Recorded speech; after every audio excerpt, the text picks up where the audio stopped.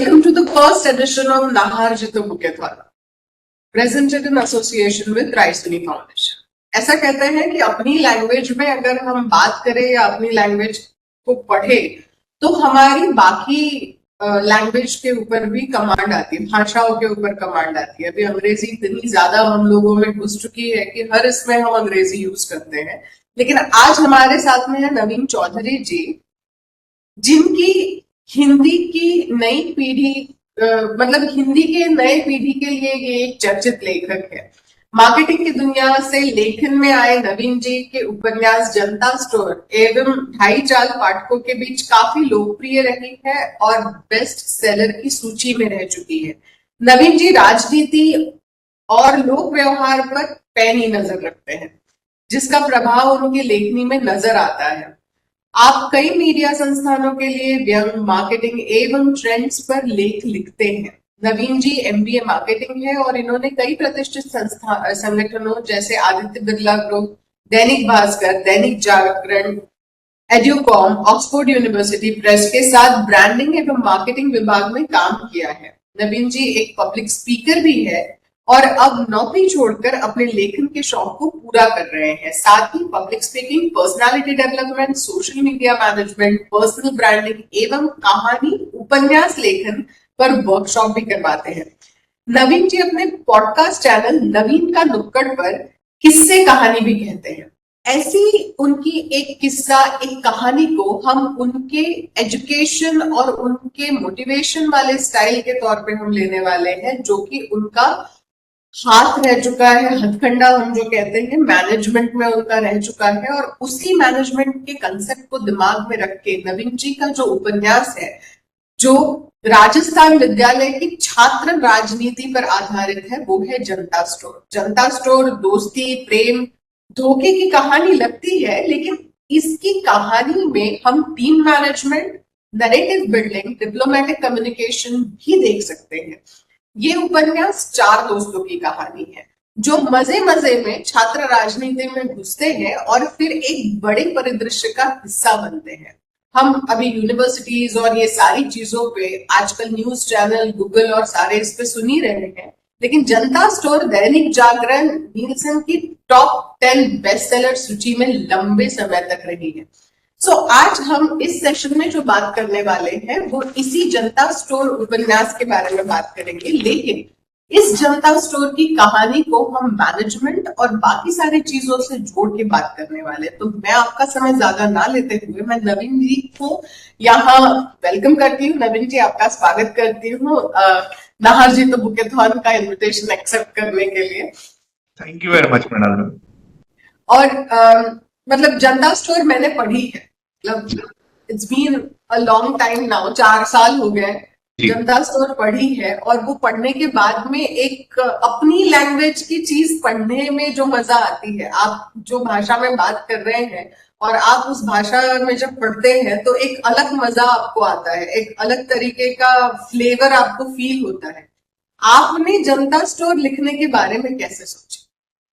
ये आइडिया जो बना था, ये बहुत सारा मुझे हमेशा लगता है कि चूंकि हम बहुत ज्यादा बात करेंगे कम्युनिकेशन मैनेजमेंट के पॉइंट ऑफ व्यू से ही, स्टोरी भले ही पॉलिटिकल है, लेकिन मुझे बहुत सारी चीजें नजर आती हैं कि कम्युनिकेशन जब लोगों का होता है विद इन पीयर ग्रुप, चाहे आपका लीडरशिप से, पॉलिटिकल लीडरशिप से आपको कम्युनिकेशन आता है, हम सोसाइटी में जो कम्युनिकेट करते हैं, हमारा ब्रेन ऑटोमेटिकली किसी और डायरेक्शन में सोचना शुरू कर देता है। एक किसी भी मैसेजिंग को अगर बार बार हैमर किया चला जाए, जो मार्केटिंग एक टर्म होती है 360 डिग्री मार्केटिंग, उसमें हर तरफ से हम एक ही मैसेजिंग देते हैं, तो कोई भी एक मैसेजिंग अगर देनी शुरू हो जाए, हम उसी तरह सोचना शुरू करते हैं।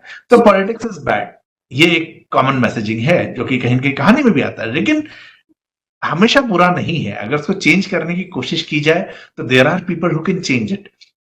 अब इस स्टोरी के अंदर जब देखेंगे तो हमारे पात्र जो है वो चीजों को, नेगेटिव चीजों को, चाहे वो ईव टीजिंग हो, चाहे कहीं किसी क्राइम का विरोध करना हो, ये लोग करते हैं, एज अ टीम करते हैं और इस पॉजिटिव मैसेजिंग के साथ करते हैं। तो ये उस समय देश में बहुत सारी घटनाएं ऐसी घट रही थी जहां मुझे हमेशा लगा कि कम्युनिकेशन सिर्फ नेगेटिव साइड में चला चला जा रहा है, लोगों का जो माइंडसेट है वो नेगेटिविटी की तरफ जा रहा है। तो क्या मैं एक स्टोरी को जहां पर के थ्रिलर भी हो, हाँ नेगेटिविटी को हम दिखाएंगे लेकिन उसका एक पॉजिटिव साइड भी लेते हुए आ सकते हैं। तो ये सोचते हुए मैंने इस बुक के ऊपर काम शुरू किया था। अब जनता स्टोर जो है वो कॉलेज की राजनीति और जैसे आपने बताया छात्रों के नेतृत्व के बारे में बात करती है। आपने उसको जनता स्टोर में एक नए तरीके से प्रस्तुत करने की कोशिश भी की है। क्या ये जो आपने इसमें लिखा है या आपने ये जो सारी चीजों को इसमें समाविष्ट किया है उसके बेस पे जयपुर यूनिवर्सिटी आपने रखा है, लेकिन जयपुर यूनिवर्सिटी तो बुक में लिखी है, कोई यूनिवर्सिटी दिमाग में थी और किस तरह से आपने इन चीजों को रखने की कोशिश की है? नहीं, रियलिस्टिक यूनिवर्सिटी है। तो राजस्थान यूनिवर्सिटी जो जयपुर में है, राजस्थान यूनिवर्सिटी ही अच्छा। इसके तरह से है। दो तीन चीजें थी। राजस्थान यूनिवर्सिटी का एक पूरा जो मैंने एजुकेशनल बैकग्राउंड देखा वो डिफरेंट है। उस तरह से जैसे कि किसी सेंट्रल यूनिवर्सिटी को हाईलाइट मिलता है, ऐसे कहीं भी स्टेट की यूनिवर्सिटीज को नहीं मिल पाता है। राजस्थान यूनिवर्सिटी का एक पहला गुलाल मूवी के अंदर जिक्र आया था वहां के स्टूडेंट पॉलिटिक्स को, और उसने बहुत नेगेटिव शेड दिखाया था इस पूरी यूनिवर्सिटी का। जहां पॉलिटिक्स है कुछ नेगेटिविटी कुछ पॉजिटिविटी भी होगी, लेकिन राजस्थान यूनिवर्सिटी का स्टूडेंट्स का एक बहुत बड़ा तबका है जो कि पढ़ाई करता है। यहां से अगर आप देखें, अगर आप नेशनली जब हम बात करते हैं कि यूपीएससी कहां से क्रैक किए जा रहे हैं, तो टॉप 10 के अंदर राजस्थान का भी नंबर हमेशा रहता है, टॉप 7-8 के अंदर ही आ जाते हैं। तो यहाँ पर जो बच्चे हैं, गांव से आने वाले बच्चे, ये सभी चीजों को छोड़कर अपने बहुत सारे अभावों के साथ जीते हुए ये लोग अपने एक लक्ष्य को लेकर तैयार रहते हैं कि मुझे ये अचीव करना है, करते हैं। और ऐसा नहीं है कि इसको अचीव करते हुए ये सब चीजें छोड़ देंगे, ये पॉलिटिकली भी अवेयर है यूनिवर्सिटी में क्या हो रहा है, स्टेट में क्या हो रहा है, क्या उनको अपना कोई से कहना है, ये वो भी करते हैं। साथ ही साथ ये लोग पढ़ाई भी करते हैं। तो यहां पर अगर आप मेरे कैरेक्टर को देखें जो कि छात्र नेता है, लेकिन छात्र नेता की पूरी कहानी के अंदर एग्जाम की भी बात आती है। वो ऐसा नहीं कि सिर्फ नेतागिरी कर रहा है, वो एग्जाम की बात करता है। एग्जाम आ रहे हैं, एग्जाम के टाइम में तैयारी करनी है, वो उसके पूरे दोस्त बैठ के पूरी तैयारी करते हैं। तो स्टूडेंट्स का जो ये हमेशा ऐसा होता है कि नेगेटिव साइड दिखाते हैं कि उस बदमाशी की जा रही है। ये पॉजिटिव साइड एक करियर को लेकर जो उनका एक थॉट प्रोसेस है कि मुझे ये बनना है, उनके जो साथ बहुत सारे दोस्त हैं वो भी इसी थॉट प्रोसेस के साथ है कि मुझे करियर में आगे क्या बनना है, उस चीज को साइमल्टेनियसली अपने साथ लेते हुए चले जा रहे हैं। तो राजस्थान यूनिवर्सिटी का ये वाला साइड पहले उस मूवी में नहीं आया था, तो मुझे लगा कि जब हम पॉलिटिक्स की बात करें, मैं स्टूडेंट्स को इस रूप में भी वहां पर दिखाना शुरू करूं कि ये पढ़ने वाले बच्चे भी हैं यहाँ पर। आपने जब मतलब यूनिवर्सिटी के उन स्टूडेंट्स को देखा, आपने सारी चीजें देखी और आपने सोचा कि एक अलग छवि इस चीज की हम यहाँ पे प्रस्तुत करते हैं, तो ये करते समय आपको किस तरह के चैलेंजेस फेस करने पड़े? लाइक मतलब हो सकता है कि आप रिसर्च करने गए तो आपको भी कुछ अलग तरीके की चुनौतियों का सामना करना ही पड़ा होगा। जी, एक तो क्या होता है कि नेगेटिव स्टोरीज बहुत स्प्रेड होती है, तो हम अगर पॉजिटिव स्टोरी जब ढूंढने जाते हैं, हमें पॉजिटिव स्टोरी आसानी से नहीं मिलती है।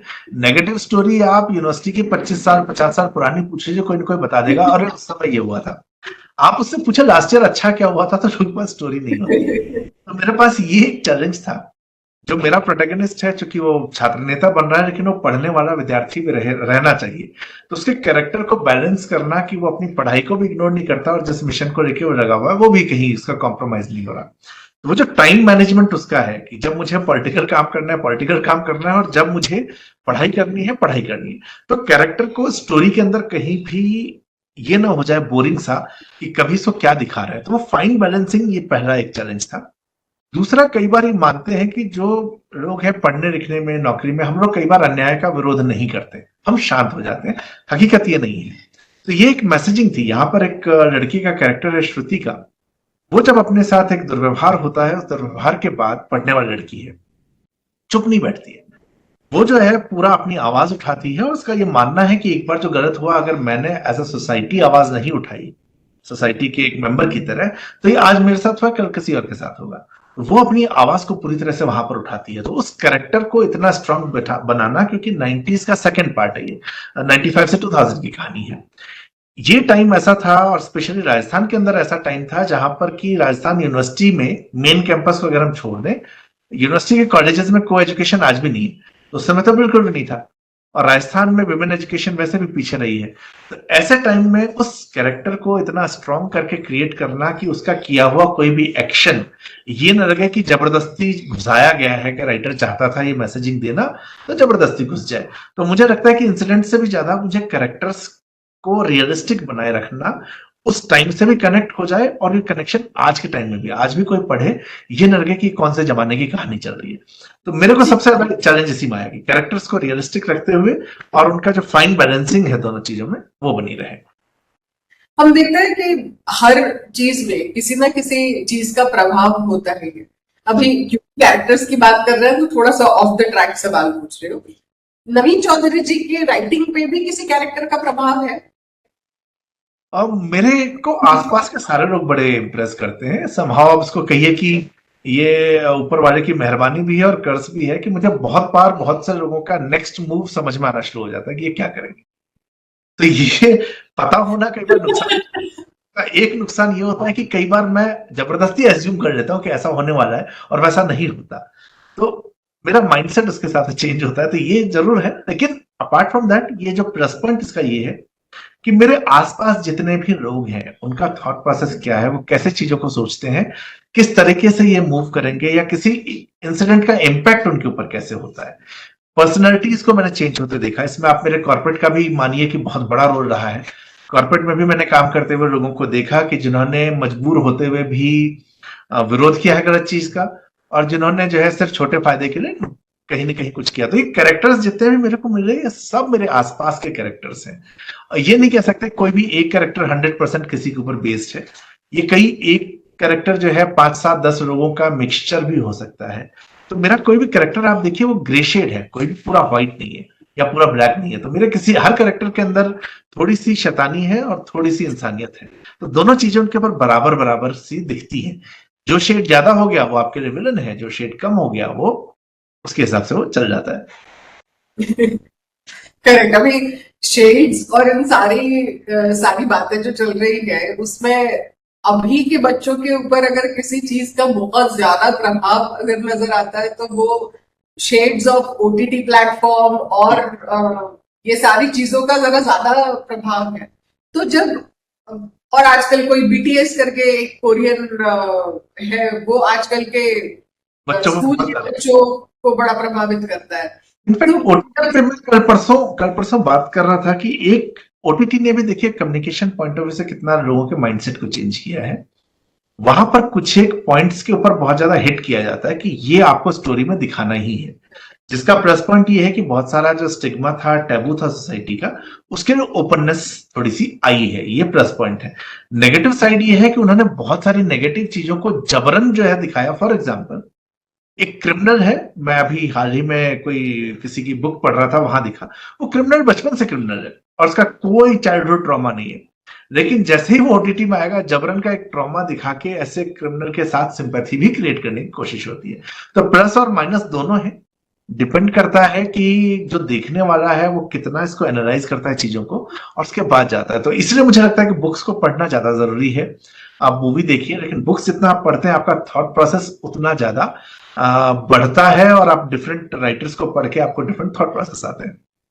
करेक्ट। तो जैसे मतलब आपकी भी जो ये बुक है जनता स्टोर, ढाई चाल भी मेरे दिमाग में बार बार आता है जी। तो कॉर्पोरेट का स्ट्रक्चर है ढाई चाल में, तो बार बार पूरा मीडिया ऑर्गेनाइजेशन के कॉर्पोरेट का स्ट्रक्चर जी। जब आपकी किताब के बारे में बात कर रहे हैं तो ये प्योरली आपने इसमें मतलब इन बच्चों के कॉलेज के जीवन की महत्वपूर्ण घटनाएं और प्रतिस्पर्धात्मकता जो कॉलेज के बच्चों में होती है अलग अलग टॉपिक्स को लेके, पढ़ाई, स्पोर्ट्स और अदर मल्टीपल टॉपिक्स, तो ये सारी चीजों को भी अगर हम ऑब्जर्व करते हैं या आपकी बुक के थ्रू भी जाते हैं तो व्हाट यू फील कि युवाओं के व्यवहार को देख के हम किस तरह की चीजें सीख सकते हैं या उनको किस तरह की चीजें सिखाने की जरूरत है? उनसे सीखने वाली चीज जो सबसे पहले मुझे दिखती है, आप इन सारे कैरेक्टर्स को देखें, ये सारे कैरेक्टर जो है इनमें एक आध डरपोक हैं, लेकिन अधिकतर कैरेक्टर्स इस बात को लेके क्लियर हैं कि क्या हम करना चाहते हैं। और उसके बाद आप उनका डायरेक्शन देखिए कि चाहे अगर उसको एग्जाम में टॉप करना है वो उसके हिसाब से वही देख रहा है, अगर उसको किसी से दुश्मनी निकालनी है तो उसके लिए वो क्लियर है। तो अपने थॉट प्रोसेस में बहुत क्लियर है। उनका डायरेक्शन क्लियर है और ऐसा नहीं है कि बड़े इधर उधर चले जा रहे हैं, वो एक स्ट्रेटेजी बना के जाते हैं। एक जो माइनस पार्ट है, वो माइनस पार्ट ये इनके साथ है जो कि इनको सिखाने की जरूरत है, क्योंकि ये ब्रेन कच्चा है, ये लोग बहुत सारी एनर्जी के साथ आ रहे हैं, बहुत सारी चीजों को सीख रहे हैं। और जैसे हमने पहले बात की कि नेगेटिव चीजें हमेशा पहले आती हैं, तो पॉलिटिक्स जिसको कि इन्होंने शुरू किया ये देखने के लिए कि ये पॉजिटिव चेंज का रास्ता है, वहां पर कोई को नेगेटिव भी दिखाएगा। यही चीज हम पॉलिटिक्स को छोड़ दें, अगर हम बच्चों की बात करें तो यही ओटीटी प्लेटफॉर्म उनको सिखाने के लिए भी कई चीजें हो सकती है और यही उसको नेगेटिव ले जाने के लिए भी है। तो यहाँ पर वो यंगस्टर्स का माइंडसेट किस तरह से चेंज किया जा सकता है, मैनिपुलेट किया जा सकता है, और कहां पर वो मैनिपुलेट हो जाते हैं, ये भी आपको सारे कैरेक्टर्स का जब आप माइंडसेट देखेंगे पूरी बुक में चेंज होते हुए, तो आपको दिखेगा कि कहां पर वो अपने थॉट प्रोसेस स्ट्रांग है, कहां पर मैनिपुलेट नहीं होते, कहां मैनिपुलेट हो रहे हैं। और वो बच्चों के पॉइंट ऑफ व्यू से मुझे लगता है कि बहुत जरूरी है इस पॉइंट को समझना कि इनका थॉट प्रोसेस कहाँ है, कौन सी चीजें इनको अट्रैक्ट करेंगी और उस अट्रैक्शन के अंदर इनको कहां पर हमें रोकना है। क्योंकि आपके हमारे बचपन में भी यही हुआ है कि हमें जिस चीज के लिए पेरेंट्स ने मना किया हमने उसका विरोध किया था, ये बच्चे आज भी कर रहे हैं, बल्कि आज ज्यादा कर रहे हैं। तो हमें उसको आइडेंटिफाई करके एक सही रास्ता चुनकर इसको इस डायरेक्शन में हम लेके कैसे चले जाए। जैसे बुक रीडिंग का मेरा अपना जो एग्जाम्पल है, मैं जब कॉलेजेस में जाता हूँ लेक्चर लेने, तो मैं यूजुअली थ्योरी बहुत ज्यादा नहीं बात करता, थ्योरी की बात की क्योंकि आपको बताना तो है ही है, but I try to tell them stories. तो स्टोरीज के थ्रू जो कनेक्शन बनना शुरू होता है बच्चों का, वो आप उनको पॉजिटिव डायरेक्शन में ले जा सकते हैं। एक स्टोरी आप इजाजत दें तो मैं एक मार्केटिंग केस स्टडी यहाँ जरूर शेयर करना चाहूंगा कि ये एक बहुत पहले एक रेड कलर का दंतमंजन आता था, ब्रांड का नाम नहीं लेते हैं क्योंकि वो अलग हो जाएगा। रेड कलर का एक दंतमंजन आया करता था जब हम लोग छोटे थे, तो उसका थोड़ा तीखा टेस्ट हुआ करता था। और एक कम्युनिकेशन पॉइंट ऑफ व्यू से बहुत इंपॉर्टेंट है, ये पॉलिटिकली भी इसी तरह से चीजें होती हैं। तो उसके बारे में उसका जब कंपटीशन आया तो सफेद रंग का मीठा पाउडर आया। उस सफेद रंग के मीठे पाउडर ने आके पहला जो एड कैंपेन हिट किया वो ये किया कि नमक और खुरदरे पदार्थ आपके दांत खराब कर देते हैं। और उन्होंने अपने एड कैंपेन में दिखाया कि किस तरह से सफेद पाउडर से आपका दांत साफ रह सकता है। उसका टेस्ट मीठा था तो बच्चों को वो पसंद आया, तो बच्चों की जिद पे घर में टूथ पाउडर चेंज हो गया। कई साल चेंज हो गए, आयुर्वेद का फिर से बात चलनी शुरू हुई, लोगों को बेनिफिट जो है नेचुरल प्रोडक्ट्स के दिखने लगे और नए प्रोडक्ट मार्केट में आ गए। तो अब जो जिसने वो सफेद पाउडर दिखाया उसको चैलेंज आ गया काफी मार्केट में। तो वही जो है आपसे कुछ समय के बाद पूछना शुरू करता है कि क्या आपके टूथपेस्ट में नमक है। तो जिसने 25 साल पहले आपको ये कहा था कि ये चीज गलत है, वही 25 साल बाद आपको सही कह रहा है। इसको अब आप कम्युनिकेशन के पॉइंट ऑफ व्यू से देखिए कि ये यंगस्टर्स का, बच्चों का माइंडसेट था, जिस बच्चे के माइंडसेट को उस समय चेंज किया गया, क्योंकि वो उनको टेस्ट और ये चीजें हैं। यही बच्चा जब बड़ा हो रहा है, ये जब समझता है चीजों को, उसको लगता है कि आयुर्वेद और ये जो नेचुरल प्रोडक्ट है ये हमारे यूजफुल है, तो उन्होंने अपना कम्युनिकेशन चेंज कर दिया। तो ये अगर हमने अपने ऑडियंस को, हमने यंगस्टर्स को, स्पेशली जब आप इस प्रोग्राम में जीतो वाले में बात करते हैं, तो आप टारगेट आपका यही कि बच्चों को हम करियर से लेके और इन चीजों की हम बात करें कि वो लोग पॉजिटिव साइड में जाए। तो ये अगर हम उनका माइंडसेट आइडेंटिफाई कर पाते हैं कि कहां पर वो डाइवर्ट हो सकते हैं, वहां पर हम उनको एक पॉजिटिव साइड में धीरे धीरे ले जा सकते हैं, डंडा मार के नहीं ले जा सकते। उनको चाहे स्टोरी के थ्रू, प्रैक्टिकल एग्जाम्पल के थ्रू उस डायरेक्शन में घुमाया जा सकता है। ये जो मतलब अभी जैसे हम कह रहे हैं कि बच्चों का माइंडसेट चेंज करना है और ये बाकी सारी चीजें पेरेंट्स कर रहे हैं, मतलब मे बी नॉट 100%, क्योंकि रीडिंग का जो कल्चर है वो क्यों कम हुआ है, क्योंकि बच्चे नहीं देख पाते हैं कि पेरेंट्स रीड कर रहे हैं या नहीं। अब डायरेक्ट सेल्फ हेल्प वाली बुक्स काफी लोग पढ़ते हैं, काफी लोग नॉवेल्स में से स्टोरीज निकाल के उसमें से लर्निंग्स लेके आगे बढ़ते हैं। सिमिलरली अगर हम बात करें कि जब हम राजनीति और सामाजिक मुद्दों पर चर्चा करते हैं तो इन लोगों के सामने बहुत सारे एग्जाम्पल्स हैं, मतलब काफी सारे एड्स हमने देखे हैं और पिछली बार भी हम इस बारे में चर्चा भी कर रहे थे। तो जब हम बात कर रहे हैं इन सारे मुद्दों की, इन सारी चीजों की, और पॉजिटिविटी हम लोग जब इसमें से निकालने की कोशिश कर रहे हैं, तो इसको पॉजिटिव में अगर चेंज करना है, मतलब I am not taking it into a political side, but if we think about changing the mindset of the generation to think positively for the Rajniti also. सो इसके बारे में आप क्या बताएंगे? मतलब ये चीज को सोच के आपने शायद कहीं ये बुक में उन चीजों को प्रॉपर तरीके से लिया है, पॉजिटिव साइड में आपने उसको लिया है। ये तो कई चीजें हैं, जैसे पहला जो था कि एक ईव टीजिंग के खिलाफ 90s के दौर में जब हमारी फिल्में ही उसमें वो शाहरुख खान तू है मेरी किरण गाना गाते थे, और वो बन गया था कि यही स्टाइल है, हाथ पे लड़के नाम लिख रहे हैं ऐसे काट काट के, ये चीजें हो जाया करती थी। उस दौर में भी मेरे कैरेक्टर्स ये बता रहे हैं कि ये ठीक नहीं है, ये गलत है, तो ये मेरे कैरेक्टर्स की बात कर रहे हैं। तो बुक में तो ये चीज दिख जाएगी, लेकिन आपने जो कहा मैं उसको पॉलिटिकल पॉइंट ऑफ व्यू को दूसरे एंगल से भी देखता हूं, क्योंकि हमने जब पॉलिटिक्स की कहानियां सुनी, यूजुअली हम लोग नेगेटिव कहानी सुनते हैं, हम स्कैम की बात सुनते हैं या कुछ भी और कि किसी ने किसी के खिलाफ किया।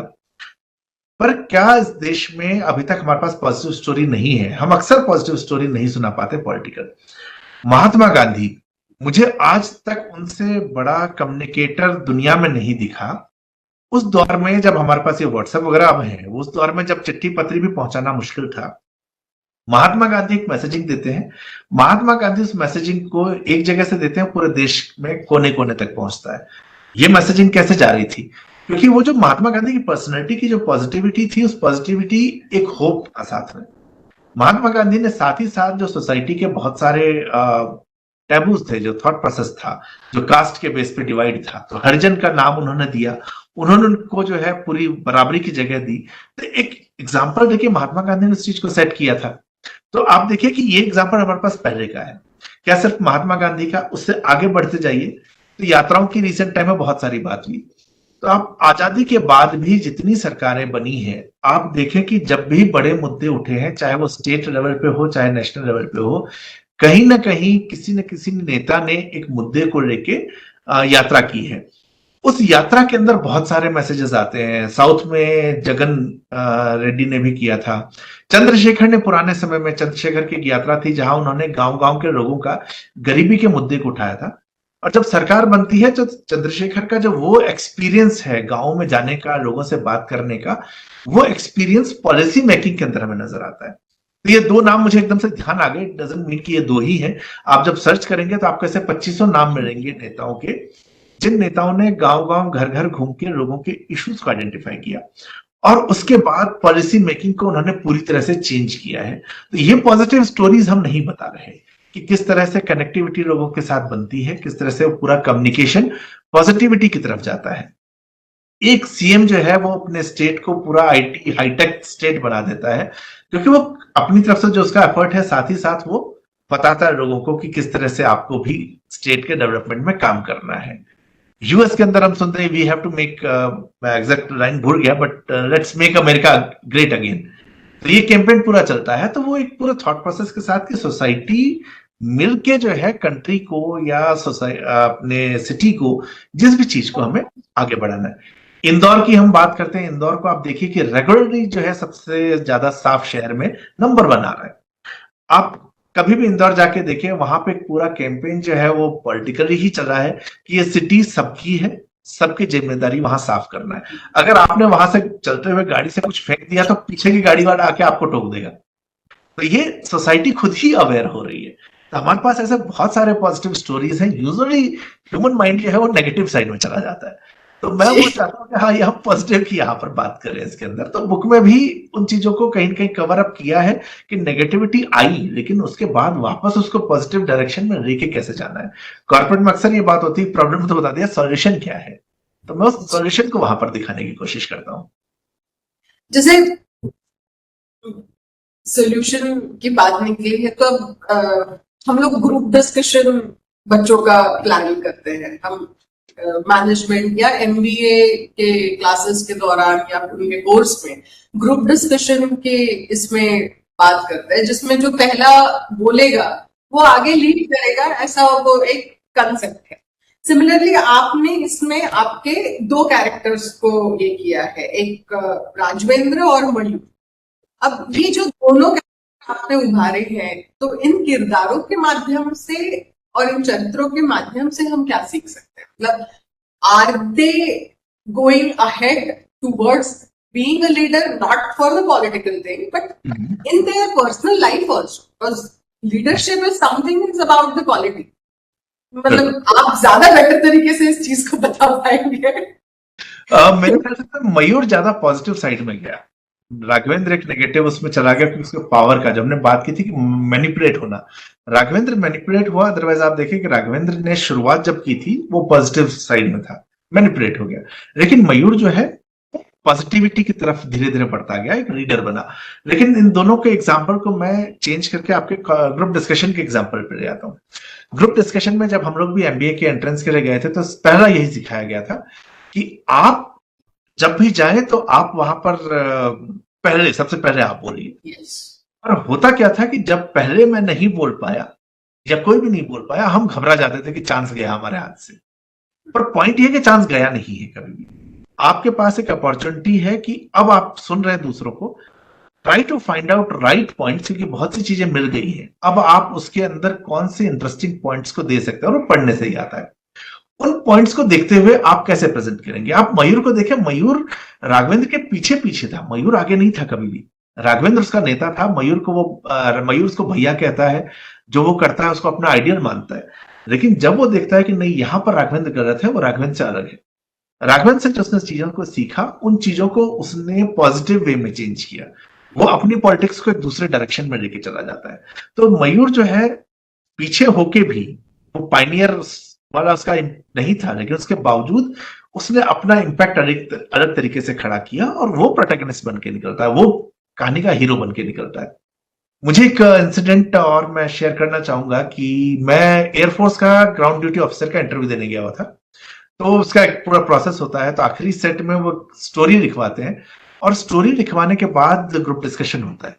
तो हमें जाने से पहले किसी ने कहा कि एक इमेज दिखाई जाएगी, और जो स्टोरी होती है वो यूजुअली आप कोई देशभक्ति की स्टोरी बना दीजिए। अब स्टोरी लिखते टाइम मैं भूल गया कि ऐसा कुछ था, और मुझे वो दोनों जो इमेजेस नजर आ रही थी वो बड़ी हेजी इमेज थी। एक अब्राहम लिंकन की इमेज मुझे लगी, और एक जॉर्ज बुश की इमेज थी। तो मैंने मेरे कैरेक्टर्स वहां पर जो बना दिए वो फिरंगी ही बना दी, फिरंगी स्टोरी बना दी। जब ग्रुप डिस्कशन शुरू होता है, तो ग्रुप डिस्कशन शुरू होने के बाद, और ये हमारा लास्ट राउंड था, जो इसमें सेलेक्ट हो जाता वो अगले 3 दिन वहां पर कंटिन्यू करते rest of the interview process के लिए। तो जब इंटरव्यू शुरू होता है तो सारे बच्चे वहां बात कर रहे हैं कि गांधी जी के सिपाही हैं, ये है, and I was like shit, ये मैंने क्या कर दिया। अच्छा, आंसर शीट क्योंकि जमा हो चुकी है तो I can't change my answer. जब अच्छा इतनी देर में मैंने उस कॉन्फिडेंस को रीबिल्ड किया, और ये आप मयूर के कैरेक्टर में भी देखिए कि वो जब भी पीछे हटता है वो अपने कॉन्फिडेंस को रीबिल्ड करता है। तो उसको रीबिल्ड करके मैंने वापस से अपने पॉइंट्स को ध्यान दिया कि मैंने जो लिखा था वो मेरा थॉट प्रोसेस क्या था उसके पीछे। आई वाज रॉन्ग और राइट। अगर मैं गलत होऊंगा तो उसको मैं रेक्टिफाई करूंगा, अगर मैं गलत नहीं हूं तो कंटिन्यू करूंगा। तो मैं अपनी स्टोरी पे कन्विंस था कि जो मैंने लिखा है वो सही है। तो बस मुझे अपनी बॉडी लैंग्वेज को थोड़ा सा और अफर्मेटिव बनाना था, और पूरे कॉन्फिडेंस के साथ मैंने अपनी स्टोरी को बताया, जो कि पूरी स्टोरी उनकी स्टोरी से डिफरेंट हो गई। और उस 12 जनों के ग्रुप के अंदर मेरे अलावा सिर्फ एक लड़का था, वो भी नागपुर से ही आया हुआ था। वो दूसरा लड़का था जिसने ये कहा कि उसको भी ये दोनों फिरंगी ही दिखे थे, और उसकी स्टोरी भी फिरंगियों के बारे में ही थी, स्टोरी कुछ और थी। जब हमारा रिजल्ट आता है तो वो जो 10 लोग जो कि पूरी पैटर्न के हिसाब से तैयारी करके आए थे कि आजाद हिंद फौज के सिपाही, गांधी जी के सिपाही, सब बाहर निकल गए। हम 2 लोग शॉर्टलिस्ट हुए थे फॉर द नेक्स्ट राउंड। तो इसलिए आप अगर देखें कि यही कहानी यहां पर भी निकल के आती है कि मयूर ने ऐसे लिए वहां पर स्टेप्स कि वो नेक्स्ट राउंड में लीडर बन के निकलता है। तो प्रैक्टिकल लाइफ में मुझे लगता है कि जो भी स्टूडेंट्स इसको देख रहे हैं, अगर आपको कहीं कंफ्यूजन होता है तो सुनिए, सीखिए। अगर आप गलत हैं तो प्लीज अड़े मत रहिए, रेक्टिफाई योरसेल्फ। और अगर आप सही हैं तो किसी दूसरे के कहने से अपने माइंडसेट को मत चेंज कीजिए। बी स्ट्रांग और अपनी बात को पूरे कॉन्फिडेंस के साथ कह डालिए, जो होगा फिर देखा जाएगा। जनता सोल भले ही नॉवल है, लेकिन जैसे आजकल का ट्रेंड है मैनेजमेंट कॉलेज में भी कि आपको मूवी दिखाई जाती है और फिर मूवी पर से मैनेजमेंट लेसन्स लिए जाता है। सो आपको नहीं लगता कि हम लोगों को नॉवेल्स भी सिलेक्ट करके उसके ऊपर मैनेजमेंट लेसन्स के बारे में बात करनी चाहिए? रीडिंग कल्चर भी उससे आगे जाएगा और बच्चे खुद के दिमाग से कुछ कर पाएंगे without taking the concept of the director वो जिस डायरेक्शन में दे रहे हैं। मुझे लगता है बहुत अच्छा आइडिया है। इनफैक्ट मैंने कभी इस तरह से सोचा नहीं, लेकिन अभी आप कह रही है तो मैं इसको देख रहा हूँ कि हाँ, क्योंकि नॉवेल जो है वो भी तो रियल लाइफ स्टोरी है। वहां भी हर Yes. कैरेक्टर की जर्नी हमारे आपके जैसी जर्नी है, उसके भी स्ट्रगल कहीं ना कहीं हम लोगों के बीच के स्ट्रगल है, तो क्यों ना यहां से हम उनको स्टोरी बताएं। प्रेमचंद की गोदान जो है वो आज भी हिंदी में सबसे बड़ा वो माना जाता है। अगर आप प्रेमचंद की गोदान को पढ़ के आप बताएं तो सोसाइटी के जिस डिवाइड की हम बात करते हैं, कास्ट की हम बात करते हैं, तो आप देखिए कि प्रेमचंद अपनी स्टोरी के अंदर दिखाते हैं कि उसको लाइन को हटाने की कोशिश कैसे की जाती है। सोसाइटी का एक अमीर वर्ग और एक गरीब वर्ग, वो दोनों की लड़ाई नहीं करवाते हैं जैसा आइडियोलॉजीज में हो जाता है कि दोनों को भिड़ा दो।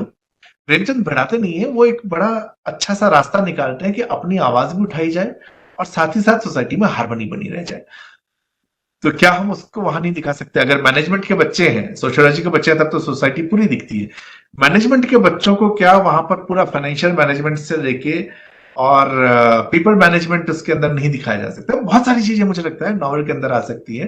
तो बहुत अच्छा आइडिया है। इनफैक्ट आपको तो वहीं से रायसन से शुरू कर देना चाहिए इसको। श्योर सर, बट मतलब बेसिक है कि रीडिंग कल्चर के लिए आप, मतलब अगर मैं आपसे कहूं कि हमारे जो व्यूअर्स हैं वो अगर ये पूरा उन्होंने स्टार्टिंग से जो सेशन देखा है, आपको उनको अगर कोई मैसेज देना है रीडिंग से रिलेटेड, तो आप क्या मैसेज देंगे? मतलब जनता स्टोर पढ़े, जरूर पढ़े, लेकिन इन जनरल रीडिंग से रिलेटेड आप क्या मैसेज देंगे? देखिए, मैं रीडिंग को पढ़ना चाहिए, तो कॉमन मैसेज आप समझ ही गए होंगे, हम यही कहने वाले हैं। लेकिन क्यों पढ़ना चाहिए ये बड़ा मैटर करता है। अब मेरी जो दुनिया है, जब मैं पैदा हुआ तो मेरी फैमिली मेरी दुनिया थी। स्कूल गया तो मेरे 30 क्लासमेट्स मेरे दोस्त बने। थोड़ा और बड़ा हुआ तो स्कूल के 100 बच्चे दोस्त बन गए। कॉलेज में, नौकरी में, अगर आप अपने एक्सपोजर को देखें, आपकी पूरी लाइफ में 80% लोग आपको वही मिलते हैं जो आपके जैसे ही होते हैं, सोशली, इकोनॉमिकली या कहीं ना कहीं माइंडसेट से। और आप पूरी जिंदगी में 5,000 से 10,000 लोगों से मिलेंगे, इससे ज्यादा लोगों से आप नहीं मिल पाएंगे। तो आपका एक्सपोजर बहुत छोटा रह जाता है, और चूंकि ये सारे लोग आपके जैसे ही हैं, आप दुनिया का दूसरा साइड कभी नहीं देख पाते। मुझे लगता है कि किताबें जो है वो आपको दुनिया के हर हिस्से के बारे में, दुनिया में तरह तरह के लोगों के बारे में आपको बहुत सारी चीजें बताती है। अपनी ही दुनिया को जानना, खुद को जानना। मुझे कई बार किसी नॉवल को पढ़ते हुए ये रियलाइज होता है कि जो कैरेक्टर सोच रहा है, क्या ये मेरे मेरे को भी ऐसा कुछ करना चाहिए, या मैं जो सोचता हूं, मेरे कई बार मेरे अपने मन के बहुत सारे डाउट्स वहां क्लियर हो जाते हैं। तो आप जब पढ़ना शुरू करते हैं, आपके पास एंटरटेनमेंट ऑफ कोर्स एक बहुत अच्छा है, क्योंकि आपका टाइम पास हुआ, आपने कुछ सीखा। लेकिन रेगुलरली पढ़ते हुए आपको बहुत सारे राइटर्स का point of view, her writer की कहानी की सेटिंग एक नई जगह पर है। मेरी कहानी पढ़ने का तो मुझे बहुत से लोगों ने पूछा कि अच्छा, राजस्थान में ऐसा भी होता है क्या? क्योंकि उनको ये लगता था कि हर आदमी ऊँट पे घूमता है, दाल बाटी चूरमा खाता है। That is not what Rajasthan. तो, तो ऐसा भी होता है। तो आपने राजस्थान गए बिना राजस्थान को मेरी बुक से देखा।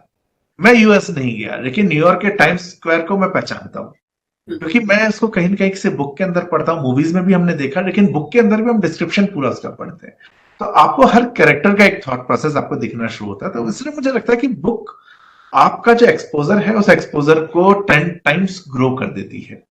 राइटर के साथ आप एक पूरी नई दुनिया देखते हैं। आप बहुत सारे ऐसे लोगों से मिलते हैं जो कि फिजिकली आपसे कभी नहीं मिलेंगे। तो हाँ, इसलिए मैं चाहता हूं कि बुक्स को हमेशा पढ़ा जाए। Great, this is something which we received a great message. जरूरी है कि हमें बुक्स को पढ़ना चाहिए। हम आज अभी बुकेथॉन के जो सेशंस कर रहे हैं, वो सेशंस का या बुकेथॉन के पीछे का ऑब्जेक्टिव ही यही है कि हम वाचन संस्कृति को बढ़ावा दें, और उससे जितना हम सीख सके, लर्निंग स्किल्स की सारी चीजें हम जितनी निचोड़ सकते हैं हम निचोड़ सके। सो आज के सेशन के लिए मैं नवीन जी को फिर एक बार धन्यवाद देती हूँ, और ये सेशन के लिए जितने व्यूअर्स हमारे सामने हैं उन सब लोगों को फिर एक बार धन्यवाद। और आप जनता स्टोर जरूर पढ़ें, मैंने पढ़ी है, इसलिए मैं बता सकती हूँ कि ये एक तरह का लर्निंग है, मतलब फॉर श्योर अलग है। आप इमेजिन करेंगे, आप चीजों को देखेंगे जब आप पढ़ रहे होंगे, और साथ ही साथ जो हमने डिस्कशन किया, आप इस डिस्कशन को ध्यान में रखते हुए जनता स्टोर पढ़े और ऐसी आगे की किताबें भी पढ़े। Surely you will come up with some or the other learning. Thank you so much. Thank you very much. Thank you sir. Thank you ma'am. तो हम डिस्कनेक्ट कर दें अब? जी बिल्कुल, आई होप ठीक रहा ना? एकदम बढ़िया, परफेक्ट। ठीक है, तो चलिए हम जल्दी मिलते हैं। मेरी नई बुक जब आती है करियर वाली, तो फिर मैं आपके समय बात करता हूँ। ओके।